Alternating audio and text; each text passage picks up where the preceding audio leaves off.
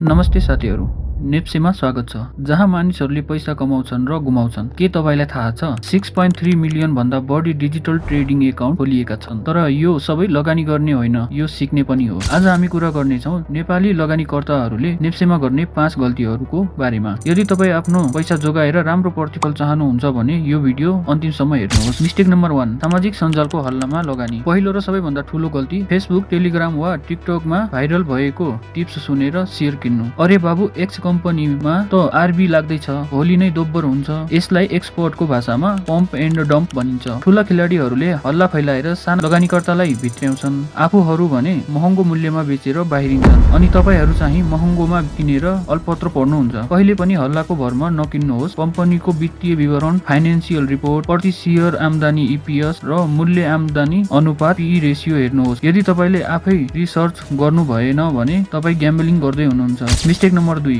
Sector र कम्पनीहरूमा विविधीकरण नगर्नु। दोस्रो गल्ती, सबै अन्डा एउटै टोकरीमा राख्नु। नेपालमा धेरै लगानीकर्ताले हाइड्रो पावर मात्र किन्छन् या बैंक मात्र किन्छन्। जब एउटा सेक्टरमा मन्दी आउँछ पुरै पोर्टफोलियो डुब्छ। नियमित रूपमा एनआरबी ले केही नीति ल्याउँछ जसले एउटा शेयरलाई फाइदा र अर्कोलाई बेफाइदा हुन सक्छ। जोखिम कम गर्न बैंक, हाइड्रो पावर, इन्स्योरेन्स र म्यानुफ्याक्चरिङमा लगानी छरपष्ट गर्नुहोस्। Don't put all your eggs in one basket भन्छन् नि। मिस्टेक नम्बर 3, बजार घट्दा त्रासमा बेच्नु। तेस्रो गल्ती, बजार घट्यो कि तुरुन्त डराएर बेच्नु। नेप्सेमा उतार चढाव सामान्य हो। जब नेप्से घट्छ हामी सोच्छौं अब सबै सक्यो, बेचिहालौं। यसलाई प्यानिक सेलिङ भनिन्छ। तर तपाईले जुन कम्पनीमा लगानी गर्नुभएको छ यदि त्यो कम्पनी आधारभूत रूपमा बलियो छ भने बजार घट्दा बेच्नु भनेको घाटा पक्का गर्नु हो। राम्रो कम्पनीमा लगानी गरेपछि धैर्य गर्नुहोस्, बजार सुधार हुन्छ। यदि बजार घट्यो भने अवसरको रूपमा हेर्नुहोस्, खतराको रूपमा होइन। मिस्टेक नम्बर 4, आइपीओ मात्र लक्ष्य बनाउनु। चौथो गल्ती, केवल आइपीओ मात्र आवेदन दिने र त्यसलाई लगानीको मुख्य आधार मान्ने हो। आइपीओबाट पैसा दोब्बर हुन्छ भन्ने भ्रम छ, तर सधैँ त्यस्तो हुँदैन।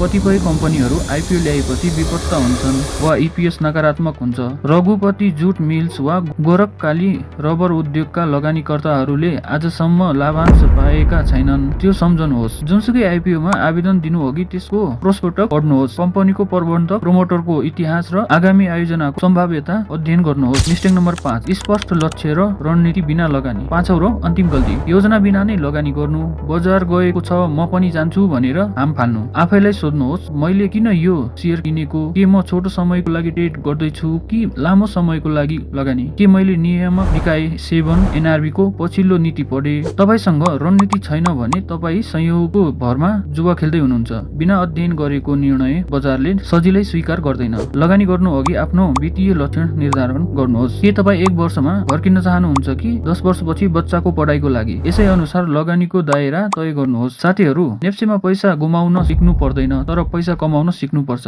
यी 5 गल्तीहरूबाट जोगिन सक्नुभयो भने तपाईको लगानी सुरक्षित हुनेछ। यदि यो भिडियो उपयोगी लाग्यो भने लाइक र शेयर गर्नुहोस्।